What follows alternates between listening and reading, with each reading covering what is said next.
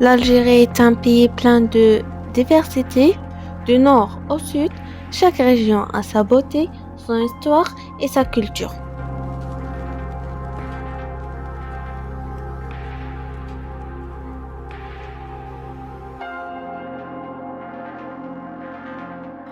Au nord, on trouve la mer Méditerranée avec des villes magnifiques comme Alger Oran.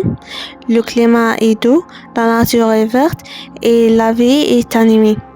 C'est ici que là-bas le cœur moderne du pays.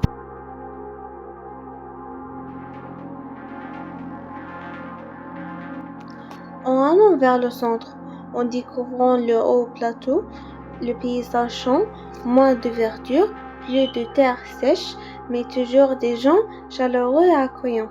C'est une région agricole très importante.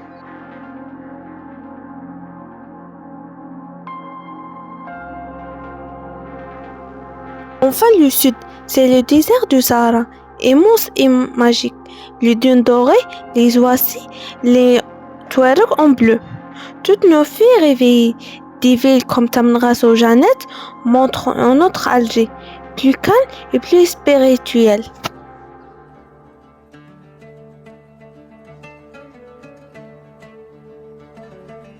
L'Algérie est un pays riche et beau, avec une unité forte malgré les différences des régions. Du nord au sud, elle reste fière, libre et pleine de vie.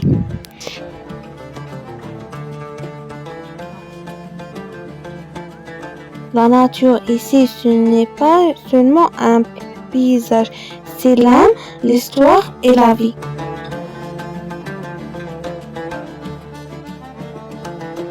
Suivez avec nous le reportage réalisé au Dessine Manar. L'Algérie, notre patrie, est pleine de couleurs, de paysages variés, allant des plages dorées de la Méditerranée aux dunes du Sahara, en passant par les montagnes verdoyantes de Kabylie. L'Algérie offre une richesse naturelle, culturelle incroyable. À travers cette interview, nous aimons parler de certaines régions, de leur attrait culturel, naturel et historique. Bonjour maîtresse, pouvez-vous nous poser une question? Oui, bien sûr. Quel est le surnom de Tizi Ouzou? Pouvez-vous nous donner l'origine de cette appellation? Pouvez-vous nous donner un respect culturel, naturel ou historique de cette région? Quelle est l'histoire du nom Tizi Ouzou? D'accord. Alors d'abord, bonjour. Concernant le surnom de Tizi Ouzou, ça s'appelle généralement Thamourt El Qabaïl ou bien la Grande Kabylie, qui est une appellation française. Et concernant l'origine de cette appellation, alors Tizi Ouzou, c'est un mot composé de deux parties. De Tizi, qui veut dire une colline, ou bien Thirilt, et de Ouzou, c'est la plante déjeuner qui se trouve en abondance dans cette région, notamment dans la saison du printemps. Un aspect culturel, historique et naturel, si on commençait un petit peu par l'histoire, je dirais que c'était la Wilaya 3 pendant la guerre de libération. Et c'est la région de Hussein Aït Ahmed, de Karim Belkacem, de Abban Ramadan. Ce sont des révolutionnaires. Et si je parlais des écrivains, je dirais Mouloud Mamri, Mouloud Faraoun et Tahar Djaoud. Et concernant l'aspect ou bien les attraits culturels, je parlerai des montagnes de Durdura, des sites touristiques Tel Guilef, en allant vers Port al-Ansar, le lac vert à Ayakoren et bien sûr la forêt de Ayakoren, et sans oublier les plages de Tizi Ouzou vu que c'est une ville côtière. Et ça nous reste l'aspect culturel. Alors je parlerai d'abord de la langue qui est le kabyle. Je parlerai de la tenue traditionnelle, la robe kabyle pour les femmes et généralement avarnos pour les hommes. Et je vous incite à venir visiter cette ville pour découvrir ces différents sites. Merci. Merci. Pouvez-vous donner des mots kabyles? En kabyle, alors je m'attendais pas à cette question, surprise. Je vais vous dire, je vais vous donner, je dirais, un conseil que je vais faire je vais parler en kabyle pour vous donner un conseil concernant la préservation de votre langue. Je vous dirais d'abord, soyez fiers de votre langue, donc مسليث ثثليث نون وتستحيثاش ثثليث نون ذكنوين إذي فدنيس. Voilà, تلميرت.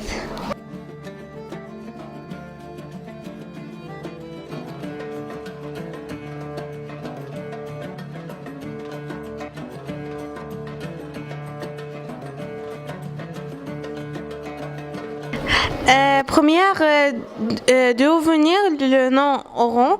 Deuxièmement, quel est le surnom de Oran? Bonjour Missa. Oran se surnomme El-Behia et l'origine de cette appellation, selon ce qu'on dit, veut dire de lion. Elle est connue pour son égalisé Santa Cruz. Merci. Merci beaucoup. Quel est le surnom de Radaya et pouvez-vous donner l'origine de cette appellation? Alors, bonjour à tous et à tous. Concernant le surnom de Gardaya, je pense que c'est la perle du Sud. Et concernant l'origine de cette appellation, d'abord le nom de Gardaya en tamazight, c'est Tagardait. Alors, la définition de Tagardait, d'après moi je connais, c'est l'épaule géographique ou bien la colline. Voilà. Et pouvez-vous nous donner un attrait culturel et naturel de cette région et des mots à la langue tamazight? Alors, quand on parle des aspects culturels ou bien naturels de cette wilaya ou bien de cette région, d'abord le dialecte ou bien la langue c'est tamazight, tamzabit, tomzabt. Et il y a aussi, quand on parle le système social de Tagardait, d'abord c'est une société conservatrice et reconnue par l'union et la solidarité. Et aussi, Tagardait ou bien Gardaya, elle est reconnue par l'association de l'UNESCO. C'est une association mondiale. Voilà. Et quand on parle des aspects naturels, comme si Gardaya se situait dans le nord de Sahara, alors le climat là-bas est un peu chaud. Voilà. Et concernant quelques mots dans notre dialecte ou bien dans notre mozabit, on retrouve deux mots essentiels dans notre vie quotidienne. Le mot Azam, c'est la science ou bien l'éducation. C'est quelque chose qu'on ne peut pas vivre sans l'éducation, bien voilà, sans être cultivé et sans être éduqué. Le deuxième mot c'est Zalet, c'est la prière. C'est quelque chose qu'on fait toujours 5 fois par jour. Et voilà. Merci beaucoup pour des informations nouvelles informations et merci.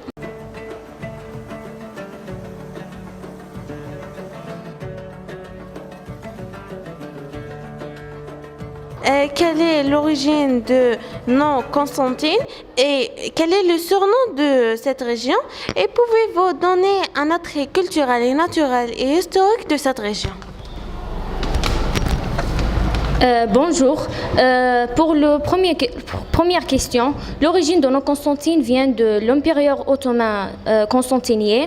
Et pour les surnoms de la ville Constantine, c'est la ville de pont suspendu. Et pour les attraits culturels et naturels et historiques, il y a l'attrait culturel, il y a le palais d'Ahmed Bey. Et pour le naturel, il y a de Oued Rmal. Et pour le dernier historique, c'est certaines anciennes. Merci beaucoup pour ces informations.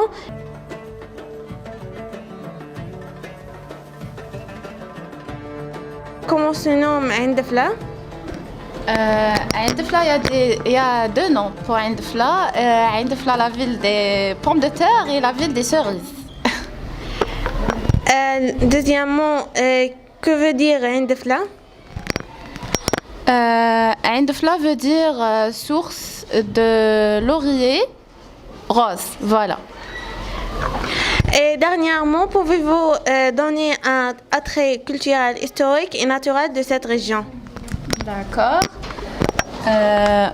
Indefla, c'est une région agricole.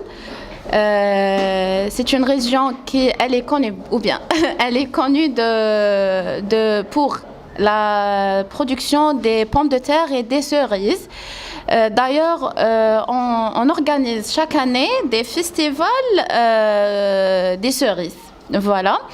On se trouve aussi l'usine de l'Amir Abdelkader qui était une fabrique de l'arme à feu.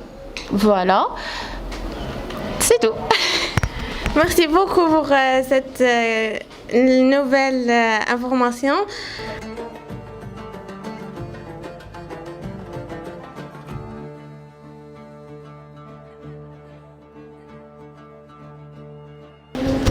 Bonjour, pouvez-vous répondre à certaines questions s'il vous plaît? Oui, d'accord. Je commence avec vous s'il vous plaît.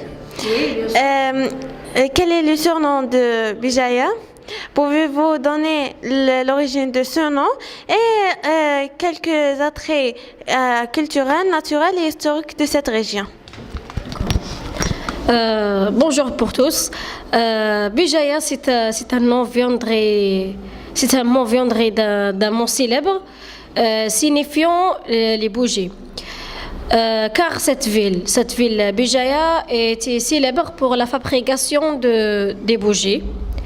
Et nous avons les attraits culturels, comme le musée de Bijaya. En plus, nous avons les attraits naturels comme les montagnes de Imaguraya. Finalement, nous avons les attraits historiques comme Bab el-Bahar. Merci beaucoup. Merci. Et vous, pouvez-vous répondre à certaines questions? Pourquoi Blida est appelée la ville de rose? Pouvez-vous donner l'origine de cette appellation et un attrait naturel, culturel et historique de cette région? Bien sûr. Bonjour à tous. Blida t'appelle la ville fleurie en raison de son abondance des roses et des jardins. Blida, diminutif de Balda, signifie la petite ville. Et la dernière question, c'est les attraits culturels, naturels et historiques de la wilaya de Blida sont les montagnes de Shreha, des anciennes mosquées, des marchés populaires et place toute. Merci. Merci beaucoup pour cette information et au revoir.